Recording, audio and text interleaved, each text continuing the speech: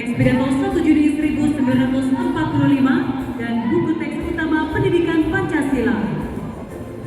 Selanjutnya, penyerahan duplikat bendera pusaka kepada Gubernur Papua Selatan, Gubernur Papua Tengah, dan Gubernur Bengkulu atau yang mewakili. Kami persilakan kepada para gubernur untuk maju ke depan dan menempati tempat yang sudah disediakan.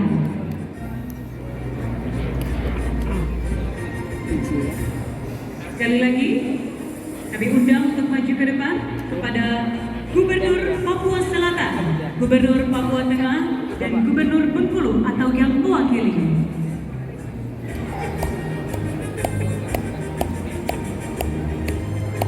Penyerahan duplikat bendera pusaka.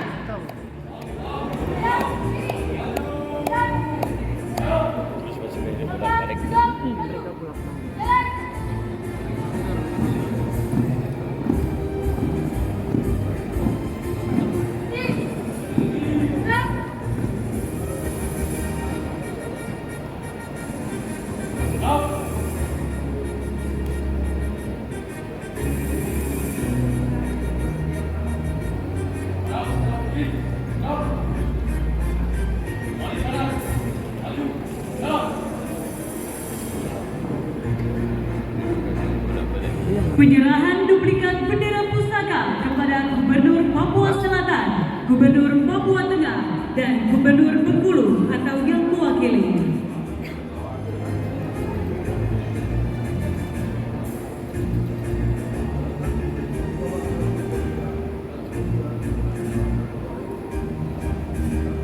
Kami persilakan kepada para gubernur untuk dapat menerima salinan teks. Ya, Kepala Satuan Bangsa dan Politik Provinsi Papua Selatan. Oke.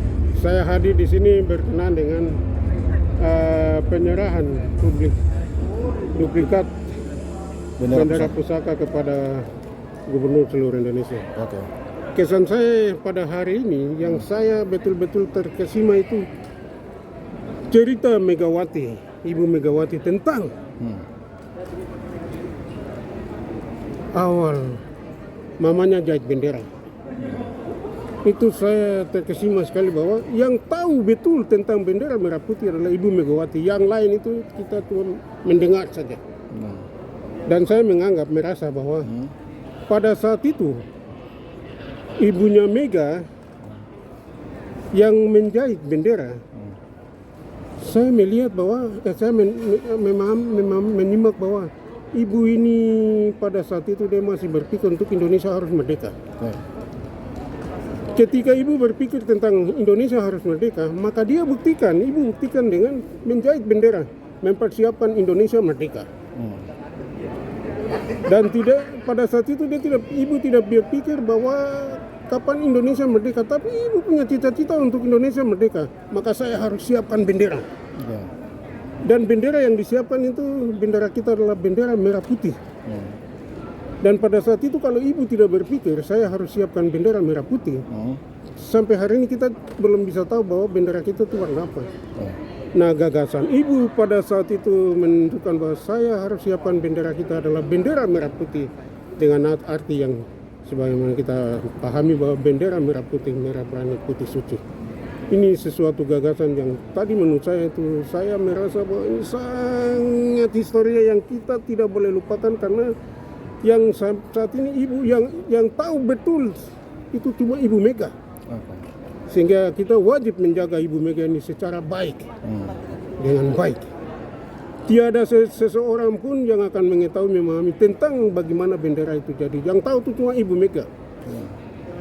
Itu yang saya pahami hari ini. Yang kedua, momen seperti begini, momen hari ini itu jangan kita bikin momentum satu hari ini, di tahun ini saja. Kalau boleh itu setiap tahun kita lakukan, kita laksanakan. Dan setiap tahun itu juga bukan hanya BPIP mengundang kita ke pusat, tapi di daerah, di provinsi kita laksanakan juga momen seperti begini. Yang kita undang adalah kabupaten, kota yang ada di provinsi kita masing-masing. Sehingga pemahaman tentang merah putih, saya lebih cenderung kepada merah putih, kepada bendera kita. Itu bisa dicapai oleh semua rakyat Indonesia, khusus kita di Papua. Harapannya terakhir Pak, harapannya dengan acara ini ke depannya seperti apa harapan Bapak? Ya, harapan saya ke depan itu momen seperti begini ya itu kita lakukan secara terus-menerus sehingga orang lain yang belum pernah mengetahui itu bisa kita tahu. Pejabat yang hari ini kita ada hadir ini, belum tentu besok itu dia akan hadir lagi.